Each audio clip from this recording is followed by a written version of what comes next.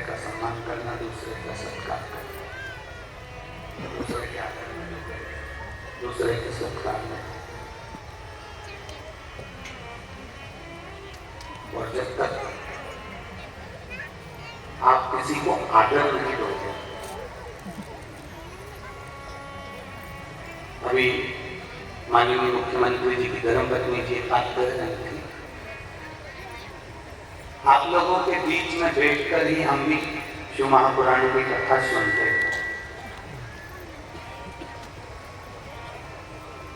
आप लोगों के बीच में ही जैसे आप आते हो वैसे हम भी कथा को सुनने के लिए आते हैं।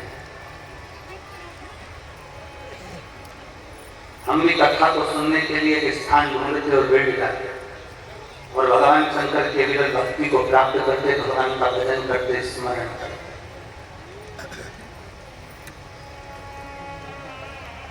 एक बात हमने पहले भी कही, आज फिर कहते हैं, शिव कथा को सुनने वाले को शंकर भगवान को ढूंढना नहीं पड़ता, शंकर भगवान शिव कथा सुनने वाले को ढूंढते हैं।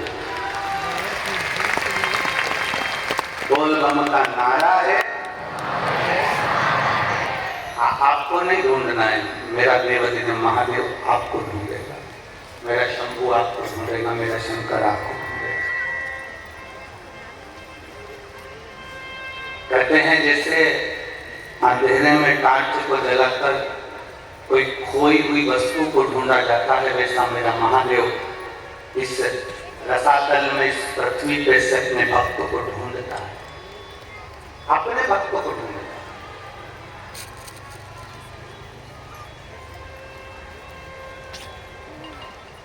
अब शिव भक्त कैसा होता है, शंकर का भक्त कैसा होता है, शिव भक्त की पहचान क्या होता है? मस्तक पर पे कुंड लगा लिया वो शिव भक्त हो गया क्या? बोलते जाओ जंगल हो गया क्या?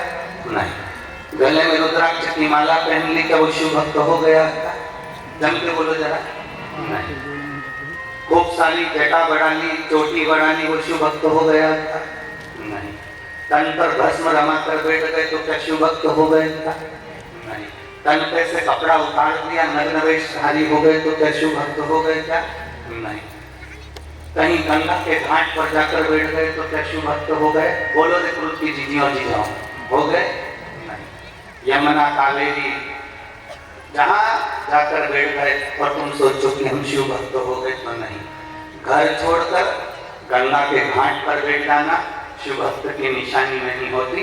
शिव भक्त की निशानी है मौन, शांत, हृदय में शीतलता, किसी को अपशब्द न कहना और दूसरे का आदर करते रहना। ये शंकर के भक्त की निशानी, ये शिव भक्त की निशानी। जितना सम्मान मेरे देवदेव महादेव ने दुनिया को दिया है उतना सम्मान कोई नहीं दे पाया।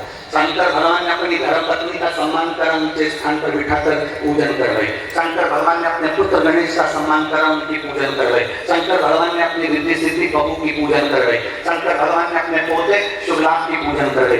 शंकर भगवान ने अपने परपोते अमोद प्रमोद की पूजन करवाई। शंकर भगवान ने अपनी बेटियां जितनी हैं उन सब की पूजन करवाई। शंकर भगवान जिस स्थान पर बैठते थे उसकी पूजन करवाई। शिव पुराण कहती है देव महादेव स्वयं शंकर का प्रतिबिंब स्वयं दूसरे को आदर देने के।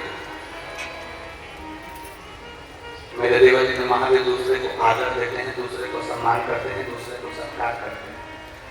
मेरे शंकर भगवान दूसरे को आदर देने के लिए आतुर होते हैं, दूसरे को आदर देने में तत्पर रहते हैं। मेरे शंकर भगवान दूसरे के आदर में हमेशा अग्रणी रहते हैं, सत्कार में अग्रणी रहते हैं।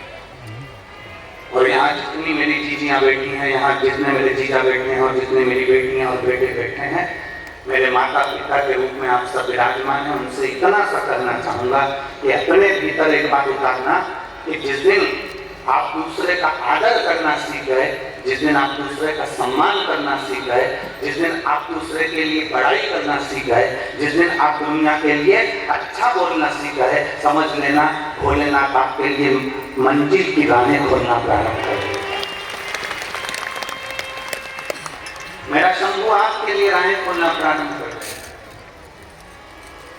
आप अगर ईर्ष्या कर रहे हैं किसी व्यक्ति से, आप नफरत कर रहे हैं किसी व्यक्ति से, आप किसी के लिए अपशब्द कर रहे हैं, आप किसी के लिए ताना दे रहे हैं, आप किसी के लिए गाली दे रहे हैं, आप किसी के लिए आरोप टेढ़ा कर रहे हैं, तो समझ लेना कि आपकी मंजिल की राहें मेरे भोलेनाथ ने बंद कर दी।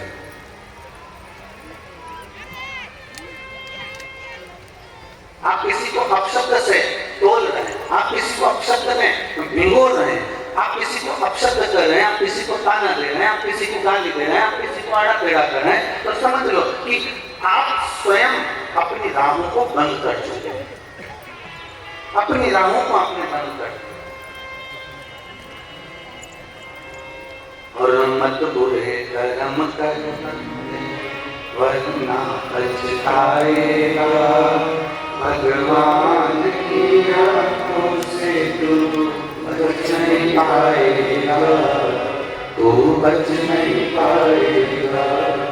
हरि ओम ज्ञानी मत करना नानी, हरि ओम ज्ञानी मत करना नानी, तेरे कर्म का फल भी तू ही पाएगा।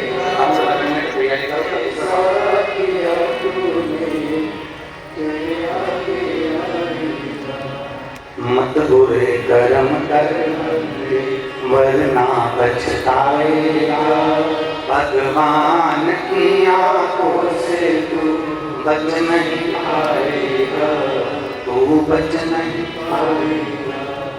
जितना बन सकता अच्छा कर्म करने का प्रयास, अच्छा देने का प्रयास, अच्छा पहुंचाने का प्रयास।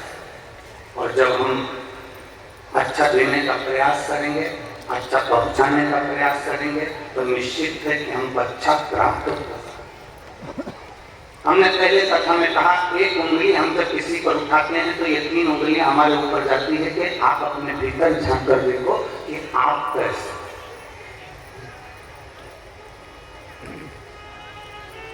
हम पहले भी कहे हैं कि अगर एक बाल्टी पानी की भरी है, एक बाल्टी को भरा गया है, तो जरा विचार कर देखिएगा कि उस बाल्टी को भरने में कुछ ना कुछ खाली जरूर हुआ। ऊपर की टंकी खाली हुई होगी, कुछ ना कुछ कुआं खाली हुआ होगा, बावड़ी खाली हुई होगी, तालाब खाली हुआ होगा, या कुछ ना कुछ खाली जरूर हुआ है।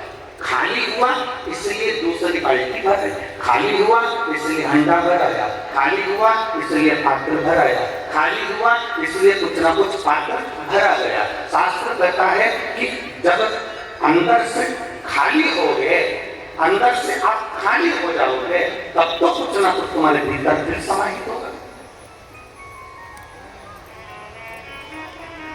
एक संत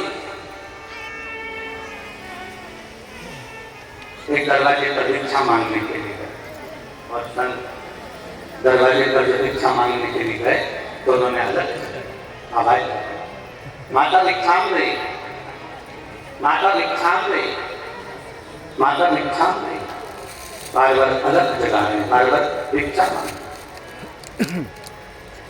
जब संत ने बार बार अलग जगह तो अंदर से बुजुर्ग माता निकल कर आई और पात्र में थोड़ी सी खीर लेकर आई, और वो खीर पात्र में लेकर आई और बाबा जी से कहा, बाबा जी लो आपका पात्र करिए, हम खीर डाल देंगे।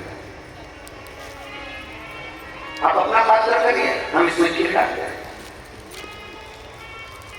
बाबा जी ने जैसे पात्र करा, पात्र करते से ही बूढ़ी माँ ने देखते से कहा, बाबा जी इस पात्र में तो बहुत सारा कचरा भरा हुआ है, इस पात्र को धो लो, साफ कर लो, फिर खीर डाल दूंगी। नहीं नहीं, आपको इसमें खीर डालना। संत ने कहा है आपको इसमें खीर डाल दो।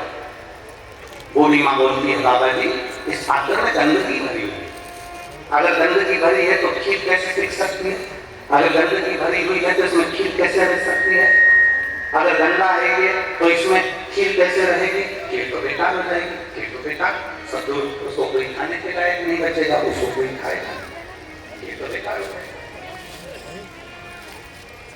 फिर इस खीर का मतलब क्या, फिर इस खीर की महत्वता क्या? बाबा जी आप इस पात्र को साफ कर लीजिए, आप इस पात्र को धो लीजिए, मैं इस पात्र में खीर डालूंगा। बाबा कहते हैं नहीं नहीं आप तो इस पात्र में खीर डाल नहीं, खीर बेकार हो जाएगी, खीर गंदी हो जाएगी, खीर खाने के लायक नहीं रहेगी, खीर बेकार।